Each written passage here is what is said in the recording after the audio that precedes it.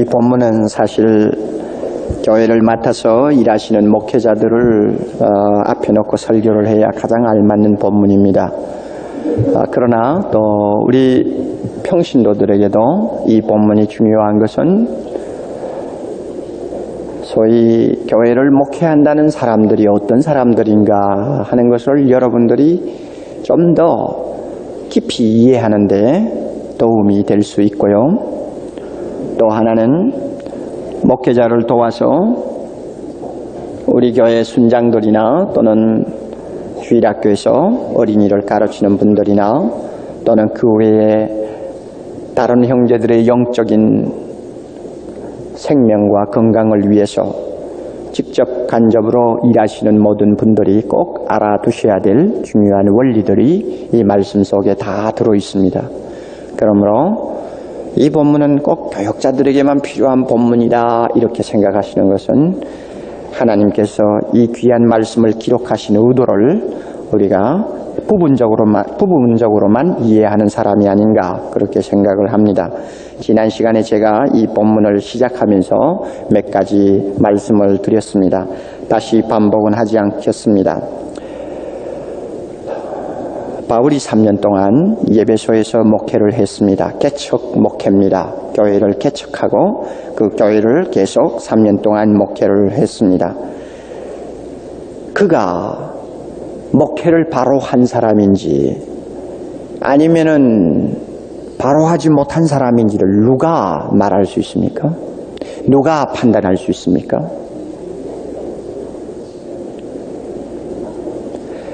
우리는 주님이 판단하시리라고 생각합니다. 또 당연히 그것은 그럴 수밖에 없습니다. 그러나 바울은 참 중요한 말씀 하나를 여기서 합니다. 그가 목회한 모든 과정과 결산을 놓고 꼭 주님이 판단하시기만을 기다리는 것이 아니고 다른 하나 중요한 말을 했습니다. 18절 보면 저희에게 말하되 아시아에 들어온 첫날부터 지금까지 그것이 3년인지 3년 반인지 4년인지 목회는 3년 했습니다마는 바울이 다시 이분들을 만날 때까지 사이에 또 갭이 있으니까 하여튼 3년 이상의 기간인데 지금까지 내가 항상 너희 가운데서 어떻게 행한 것을 누가 알고 있다고 그러죠. 예, 이 말이 참 어떤 면에는 중요합니다. 목회를 잘했느냐 못했느냐 그 목사, 그 전도사, 또 그 교회, 또 영적으로 중요한 직분을 갖고 일하시는 장로님이야 모든 재직들 참으로 그 교회를 위해서 바로 충성하고 바로 헌신했느냐 하는 것은 주님 앞에 가서 판단받을 일이지만은 세상에서 이 사실을 공증할 수 있는 사람들이 있다는 것을 기억해야 합니다. 사람은 절대로 내가 목회를 잘했는지 못했는지 평가할 자격도 없고 판단해서는 안 된다 하는 목사는 그 사람은 굉장히 교만한 사람이에요. 그 사람은 어떤 면에서는 자기의 약한 부분을 변명하기 위해서 잘못 말씀을 인용한다고도 볼 수가 있습니다. 분명히 보니 바울이 내가 어떻게 목회했는지 첫날부터 마지막까지 너희들이 다 알고 있는 바라. 그러니 너희들이 증인이다. 잘했는지 못했는지 너희들이 다 판단할 일이다 하는 것을 말하는 것인데 이것은 누구보다도 목회자의 그 목회 내용은 양떼들이 정확하게 안다는 말입니다. 그러므로 양떼를 속일 수가 없다는 이야기입니다. 양떼를 속이는 목회는 있을 수가 없다는 말입니다. 바울이 이 점을 분명히 하고 있습니다. 너희도 아는 바니. 그래서 바울은 그 다음으로 쭉 내려가면서 자기가 목회하는 데 있어서 첫째, 자기 양심적으로 목회를 했느냐 안 했느냐, 자신이 양심적으로 목회를 바로 했는지 안 했는지를 에베소 교인들이 다 알고 있다는 사실을 지금 이야기합니다. 그 다음에 좀 내려가면은 또 하나 있는데 그것은 사역 자체에 대해서, 목회 사역 자체에 대해서 바른 사역을 했느냐 안 했느냐에 대해서 에베소 교인들이 잘 알고 있다고 말했습니다. 또 마지막으로 세 번째는 목회하는 과정에 있어서 인간관계, 사람과의 관계가 바로 되어 있었는지 안 되어 있었는지를 에베소 교인들이 잘 알고 있다고 이렇게 말합니다. 제가 볼 때는 이 교회에서 일하는 사람들은 이 세 가지 면에서 참 항상 기억을 하고 주의를 해야 된다고 봅니다. 첫째는 자기 양심이요. 내가 양심껏 목회하는 사람이냐. 그 다음에 둘째는 내가 올바로 사역을 하고 있느냐, 즉 할 일을 바로 하고 있느냐 하는 부분. 셋째는 사람과의 관계에서 깨끗하냐 하는 부분입니다.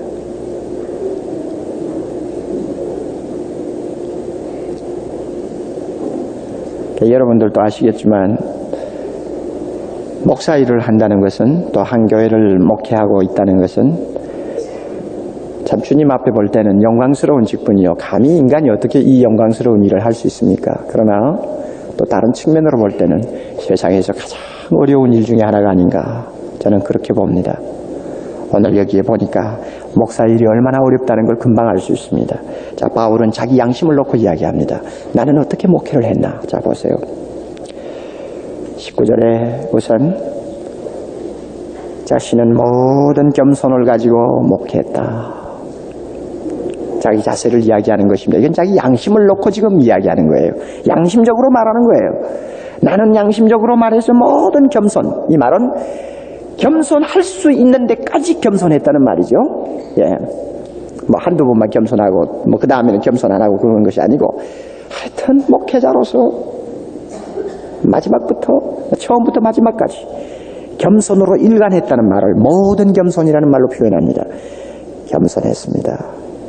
그 다음에 그는 눈물로 목회를 했다고 양심적으로 고백합니다. 그 다음에는 여러 가지 어려운 안으로 밖으로 들어오는 시험을 참는 인내를 그는 가지고 있었다고 말합니다. 이 19절이 말이죠. 바울은 자기 양심으로 자기가 어떤 자세를 가지고 목회를 했는가를 지금 이야기하는데, 이것을 에베소 교인들이 잘 알고 있다고 하는 거 보면 참 놀라운 이야기입니다. 여러분, 사랑의 교회 옥 목사가 모든 겸손으로 목회를 하고 있다고 여러분들이 다 인정할 수 있을까요? 사랑의 교회 목사가 정말 눈물로 목회하고 있다는 것을 여러분이 다 인정할 수 있을까요? 아마 그렇게 됐다면은 참 그 목회는 자랑스러운 목회요, 하나님이 칭찬하실 목회가 되겠죠. 그러나 저는 그런 수준은 아직 안 된다고 생각합니다. 어떤 면에서는 목회에 있어서, 교회를 지도하는 데 있어서 제일 어려운 것이 겸손입니다. 참 어렵습니다. 왜 어려운가 하면은 하나님의 말씀을 가지고 가르치고 늘 앞에서 지도하고 늘 가르치고 어떤 면에는 늘 명령하고 책망하고 이러는 위치에 있는 사람이기 때문에 자기도 모르게 자기 자신이 겸손한 것 같으면서도 교만에 빠질 위험을 늘 갖고 있습니다. 이게 목사의 위치입니다. 그리고 서로 자신은 겸손했다고 할지라도 그 겸손이 불완전하면은 오히려 교만하다는 말을 듣기가 제일 쉬운 위치가 바로 목사의 위치입니다. 그러므로 겸손을 하려면은 바울이 말한 것처럼 모든 겸손, 철저한 겸손이 되든지 아니면은 포기를 하든지 해야지, 어중간한 겸손해가지고는 나중에는 교만하다는 말로 평가를 받고 맙니다. 이것이 목사의 위치입니다.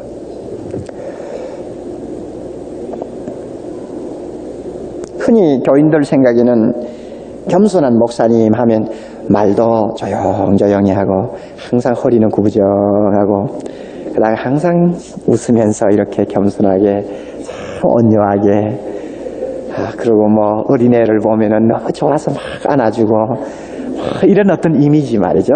이런 이미지를 가지면 참 그 교회 목사님 겸손하다 이런다고. 그래서 그 목사님의 입에서는 절대 꾸짖는 말도 안 나오고 절대 뒤에 거 슬리는 말도 안 나오고 아주 그렇게 그 부드러운 분을 놓고 겸손하다 그러는데, 그것은 조금 오해가 아닌가 생각합니다. 왜 오해냐 하면은 20절 한번 보세요. 거기에서 그 참 참 흥미있는 단어 하나가 있습니다. 유익한 것이면 바울은 무엇이든지 공중 앞에서나 각 집에서나 뭐 없이 거리낌 없이 너희에게 가르치고 전하였다고 그랬죠. 거리낌이 없이 했다는 것 보니까 바울은 절대로 우리가 생각하는 것처럼 고분하고 부드럽고 항상 웃고 이런 분이 아니에요. 왜냐하면 목사가 제일 하기 어려운 일이 있다면 바로 이 말입니다. 거리낌 없이 가르칠 수 있다는 것이 정말 어렵습니다. 사람 의식하지 않고 환경 의식하지 않고 하나님의 말씀이기 때문에 어떤 때는 냉혹하게, 어떤 때는 엄하게, 어떤 때는 솔직하게 꺼리지 않고 말할 수 있는 것은 목사로서는 참 어려운 부분입니다. 그렇게 해야 될 위치에 있으면서도 어떤 면에는 제일 하기 어려운 부분입니다. 그런데 바울은 양심적으로 말을 합니다. 나는 무엇이나 유익하다고 생각하는 것은 그 사람이 그 자리에서 상처를 입든지 그 사람이 그 자리에서 받아들이지 못하든지 잘못하면 그 사람이 그 자리에서 오해를 하고 문을 닫든지 간에 마음의 문을 닫든지 간에 상관하지 않고 꺼리지 않고 말했다. 이것 보면 바울의 이미지는 절대로 우리가 생각하는 그런 겸손의 이미지가 아닙니다.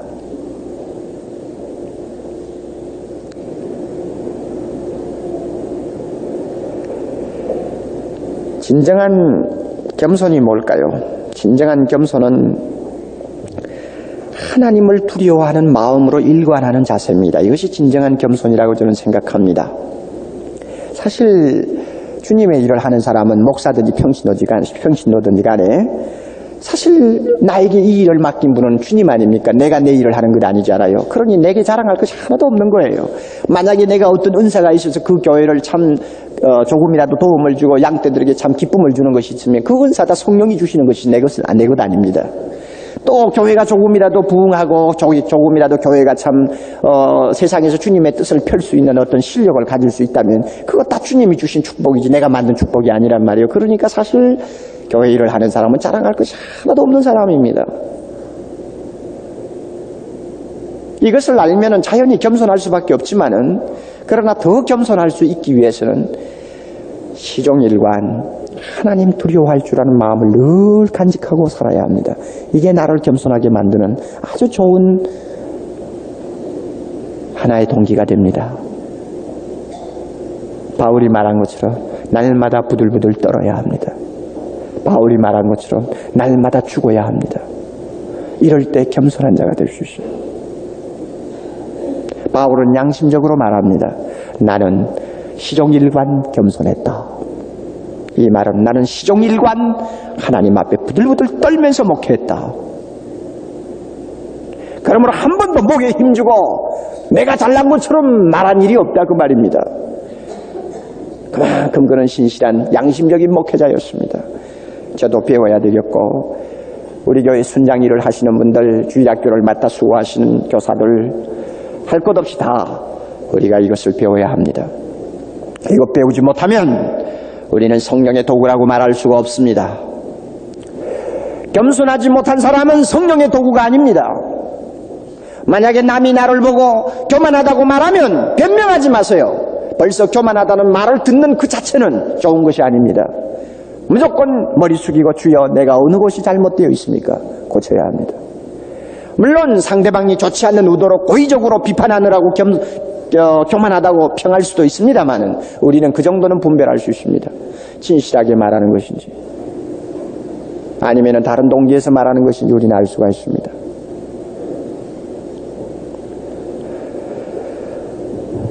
요즘에 와서 옥 목사가 좀 고생스러운 문제가 하나 있다면 이 교만하다는 말을 자주 듣는다는 것입니다.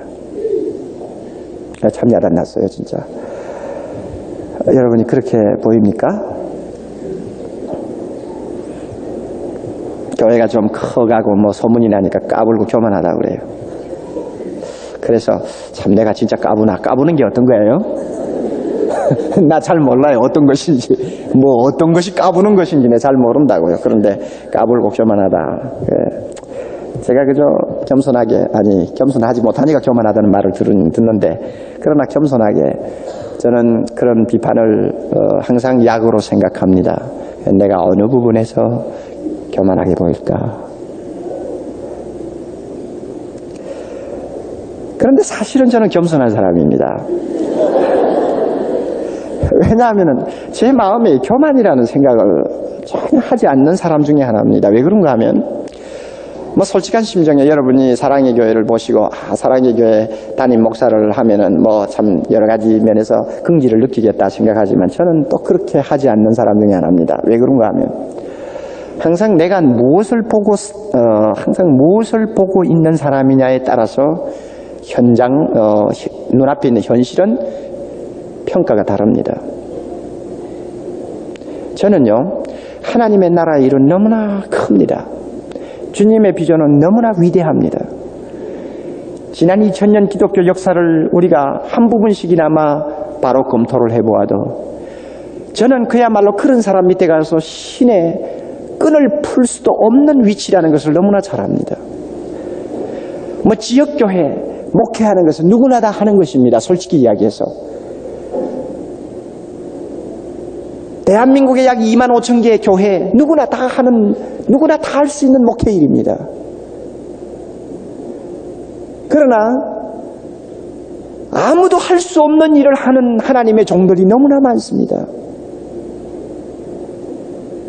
그리고 그 일을 통해서 역사에 지울 수 없는 발자취를 남겨놓고 간 사람들이 너무나 많습니다.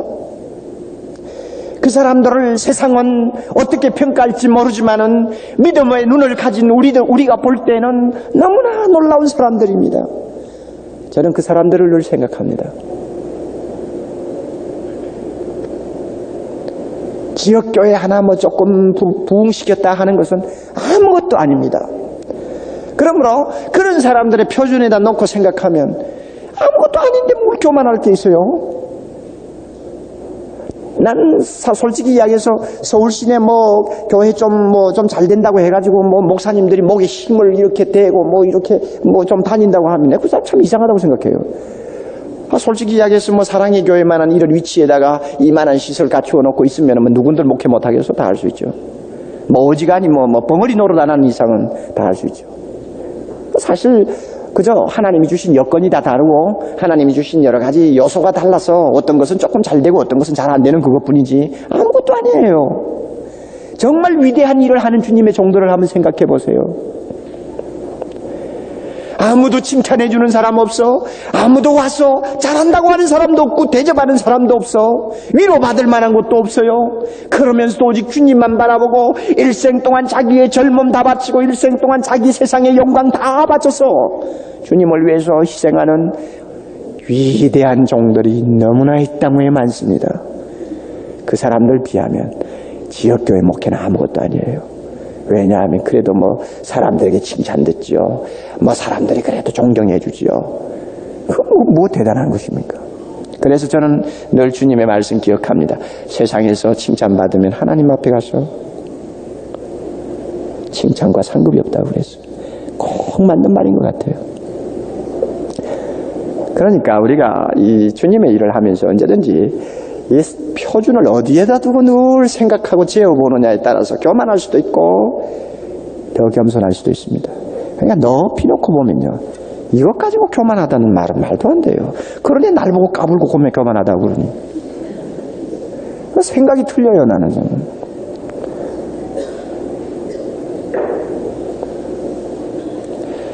베드로전서 5장 5절에 베드로는 말하기를 겸손으로 허리를 동이라고 했습니다.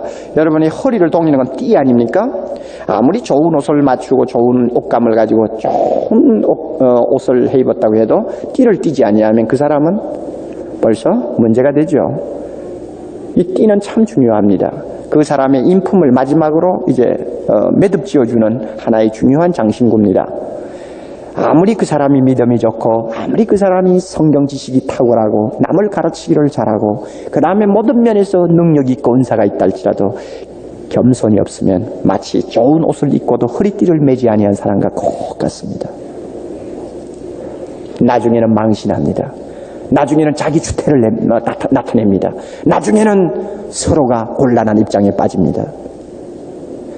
허리를 동이라는 말이 굉장히 좋은 말입니다. 우리 사랑의 교회 모든 교역자들, 우리 사랑의 교회 모든 장모님들, 우리 사랑의 교회 모든 순장들과 주일학교 교사 선생님들, 특히 이렇게 남의 영혼을 책임지고 지도하고 있는 작은 목사의 역할을 감당하시는 평신도 지도자들, 겸손 없으면 그 목회는 안 됩니다. 그래서 만약에 여러분이 보실 때 조금이라도 옥 목사가 겸손하지 않는 것이 틀림이 없다고 생각되면 함부로 와서 말하지 마시고 일주일 동안 기도 많이 하신다. 양심적으로 생각해서 이것은 꼭 충고해야 되겠다고 분명히 마음속에 확인되면 언제든지 와서 말씀하세요. 이것은 서로를 위하는 것입니다. 저도 그럴 거예요. 제가 볼 때 어떤 평신도 지도자가 분명히 겸손해야 되겠는데 너무 교만하다고 느껴지면 저도 기도 많이 하고 그 사람 불러놓고 바울과 같이 거리낌 없이 충고할 거예요. 왜냐하면 이것은 주님의 영광 위해서 절대적으로 필요한 것입니다. 그 교만한 사람 하나 때문에 교회가 시험당할 수 있고 그 교만한 사람 때문에 많은 영혼이 다칠 수가 있습니다. 주의해야 합니다.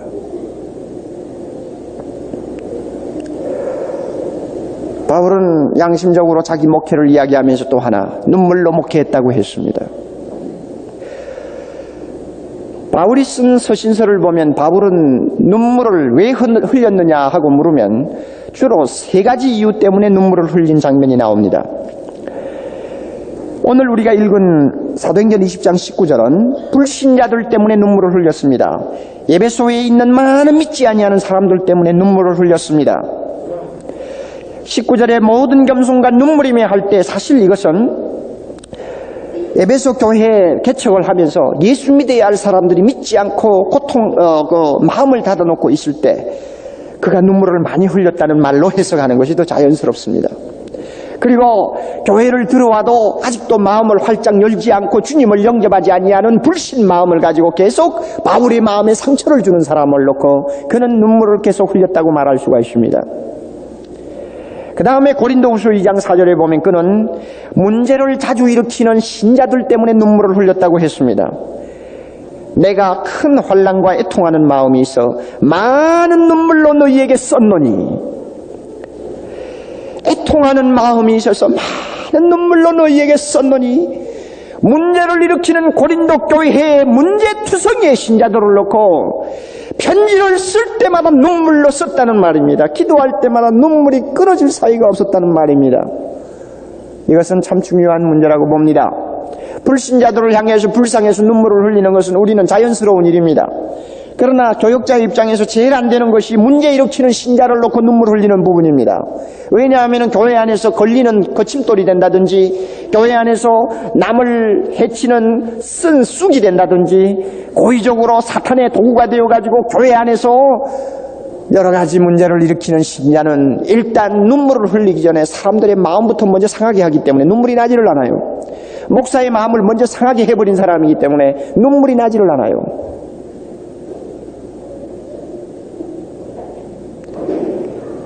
인간적인 측면에서 볼 때는 원망이 먼저 앞서고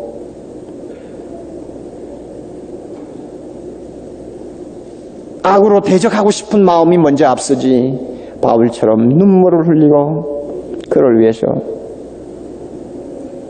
기도하며 그를 건면하는 것 잘 안 됩니다. 이건 솔직한 저의 고백입니다.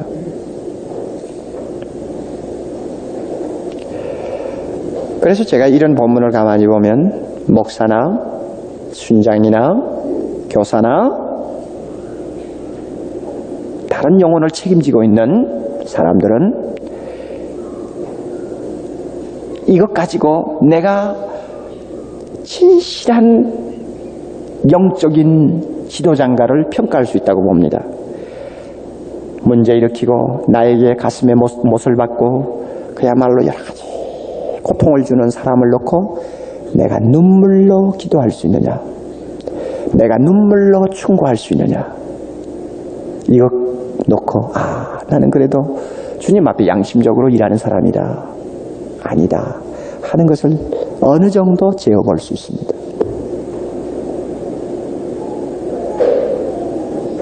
쉬운 일이 아닙니다. 은혜 주셔야만이 됩니다. 은혜 주셔야만이 돼요.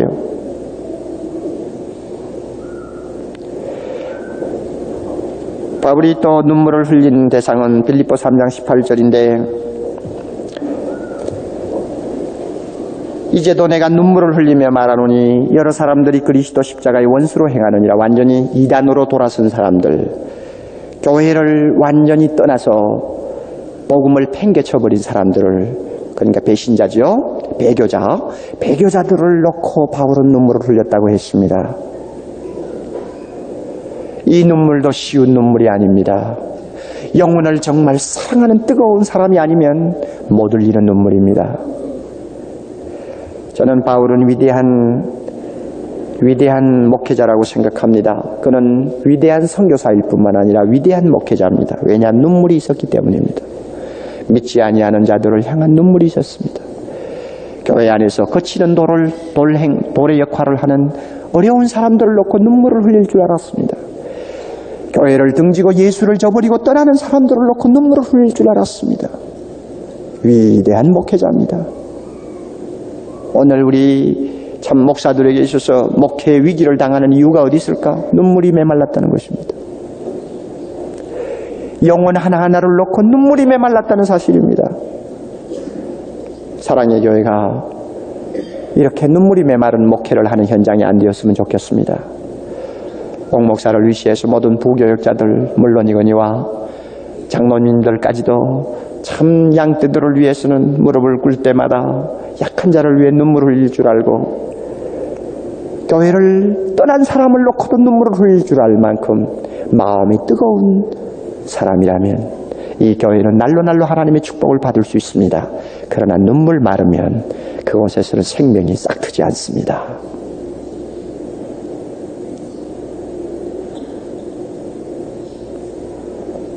잘 우는 것도 은사입니까? 잘 우는 것도 은사예요? 바울은 은사를 받았기 때문에 잘 우나요? 나는 원래 태생이 냉정한 사람이기 때문에 눈물을 잘 안 흘려요 하는 사람 있죠. 바울처럼 찔러도 피가 안 날 사람이 어디 있어요? 전에 바울처럼 눈물이 없는 사람이 어디 있어요? 그 생김새를 한번 생각해 보세요. 턱이 홀쭉하고 눈이 부리부리하고 아주 신경질적으로 생긴 것 같잖아요. 영화에는 보니까 완전히 반대로 생겼습니다만, 그러나 바울의 서신서를 가만히 보면 얼마나 날카로운 사람이에요. 그런데도 눈물이 있어요. 이 은혜 받은 사람만이 가능합니다. 우리 주님의 그 눈물을 바울이 이어받은 것처럼 바울의 눈물을 오늘 교회 지도자들이 이어받아야 되고, 교회에서 영적 사역에 함께 동참하는 많은 평신도들이 눈물로서 기도해야 합니다. 그래야만이 가능합니다. 바울이 양심적으로 목회했다고 하는 또 하나의 이유는 인내입니다. 참 오래 참는다는 것은 대단히 중요합니다. 여러분, 우리 교회에서 제가 가만히 보니까 순장들 중에 참 누가 순장 일을 잘하나 하고 보니요, 역시 인내를 할 줄 아는 순장이 잘하는 순장이 돼요. 그건 사실입니다. 인내하지 못했으면 한 반년 하다가 반드시 그만두었어야 할 일인데 인내를 했기 때문에 1년 정도 참고 보니 그 다음에는 열매가 따라오는 것을 저는 많이 봅니다. 보통 인내를 하기 어려운 때가 언제냐면 여러 가지 어려운 문제가 생길 때가 아닙니까? 그런데 그때 인내한다는 것은 참 중요한데 그 고비를 인내하지 못해서 뿌려놓은 열매, 씨앗의 좋은 열매를 거두지 못하는 안타까운 순장들 자주 보는데 목회에서도 마찬가지입니다. 자, 보세요. 우리가 진정한 영적 사역을 하려면 첫째는 뭐 해야 된다고요? 겸손하시오. 처음부터 마지막까지 겸손하시오. 둘째는 무엇입니까?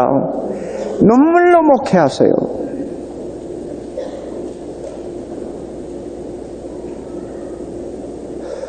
지도자들은 양떼를 위해서 눈물을 흘릴 줄 알고 양떼들은 지도자들을 위해서 눈물을 흘릴 줄 아는 이 눈물이 있으면 그 목회 현장은 절대로 메말라버리지 않습니다. 하나님의 은혜가 늘 계속될 수 있습니다. 또 하나 뭡니까? 인내하시오. 참아야 합니다. 이 어려운 세상에 하나님의 나라 일을 하는데 어려움이 없겠어요?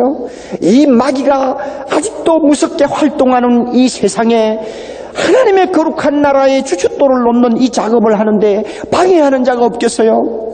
바벨론에서 돌아온 이스라엘 백성들이 무너진 예루살렘 성전을 쌓으려고 할 때 얼마나 많은 환난과 어려움이 있었습니까? 마찬가지죠. 오늘 이 땅 위에 하나님의 거룩한 예루살렘 도성을 다시 세우려고 하는데 마귀가 가만히 있겠어요? 세상 사람들이 구경만 하고 있겠어요?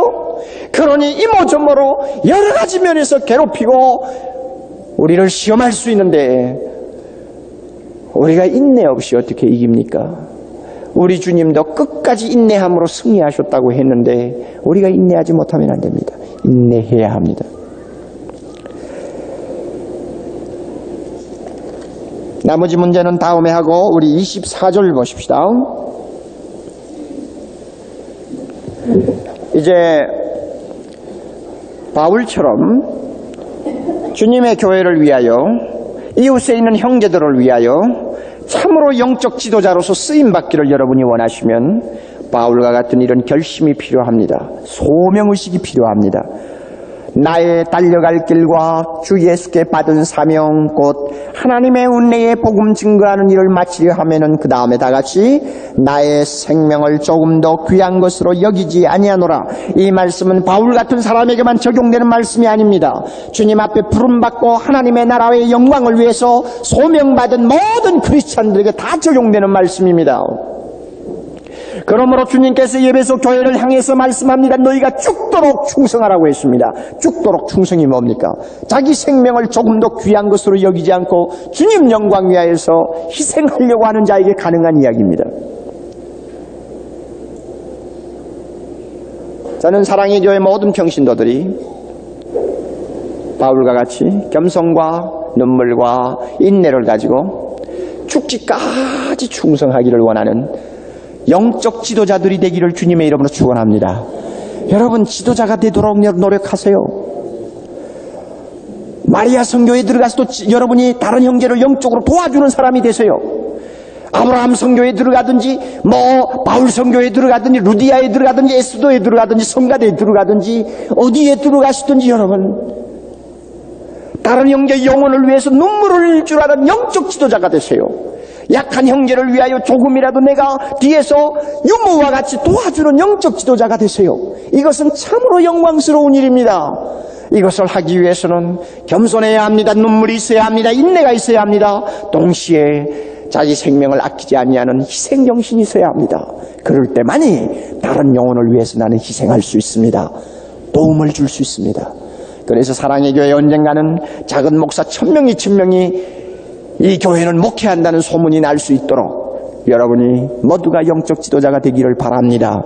그렇게 하기 위해서 이 바울의 아름다운 이 목회 사역을 양심적으로 한 목회 사역을 통해서 내가 배울 것이 무엇이냐를 여러분이 다시 한번 깨닫고 바울처럼 주님의 손에 쓰임받는 아름다운 도구가 되어야 할 것입니다. 다 같이 기도하십시다.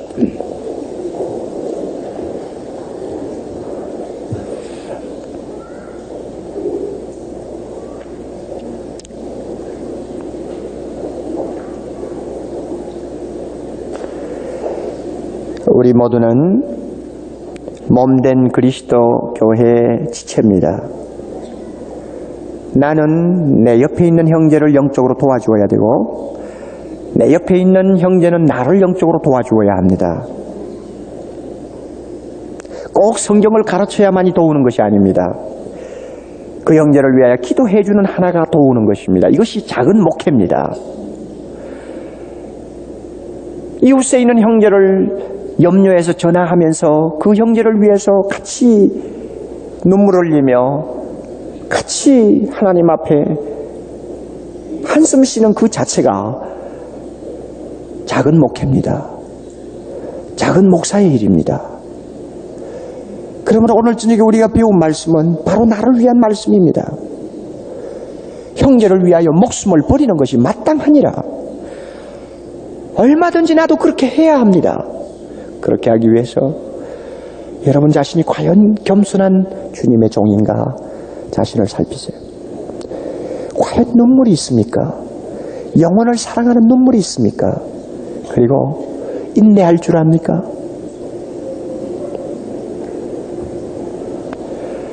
우리가 고개를 들기 전에 성령께서 우리 모두에게 이와 같은 요건을 갖추어 주시기를 기도합니다. 오늘 이 시간 우리가 이 자리를 떠나기 전에 성령께서 겸손하지 못하면 겸손하게 하시고, 눈물이 없으면 눈물을 주시고, 인내하지 못하면 인내하게 하는 하나님의 도구 되도록 만들어 주시기를 바랍니다. 여러분, 한 목소리로 기도하십시다. 자기를 위해 기도하세요.